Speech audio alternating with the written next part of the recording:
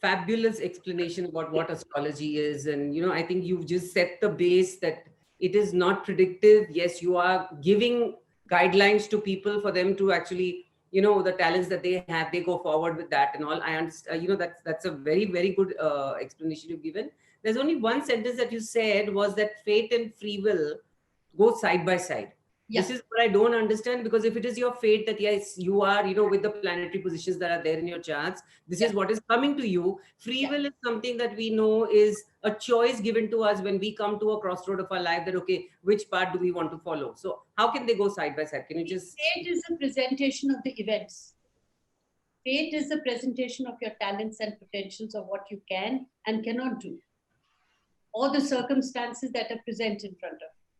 It is your free will of how to use your talents or your potentials. Let's say Mars is transiting your chart, and there's a particular situation you need to force, right? Now, you can actually say, do you want to use the aggression of Mars constructively or destructively? So as an astrologer, you tend to tell a person that, look here, Mars is there in your chart. There are chances you could go headlong and blast the thing off, but that will backfire. But if you can balance out and take the decision in a much more calm manner, then probably you can get your way out. Now, it depends upon the client of what he wants to do. He's been made aware. True. So it is never fate over free will. It is fate and free will. Because if we are going to understand that, okay, this is my fate, I have been doing, then you actually give up. You become a loser in life. So where does the intelligence of a human being go?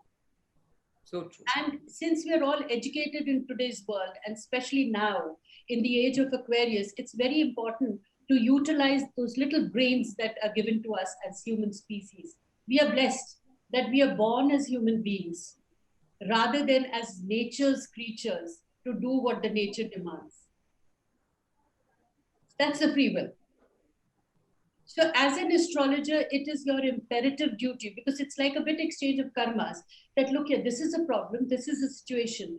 And as you practice in astrology, you'll realize the person doesn't have to tell you the problem. You'll come to know by the nature only that this person could be facing these problems because either he's too emotional, or he's too aggressive, or he's not left his karmas passed behind.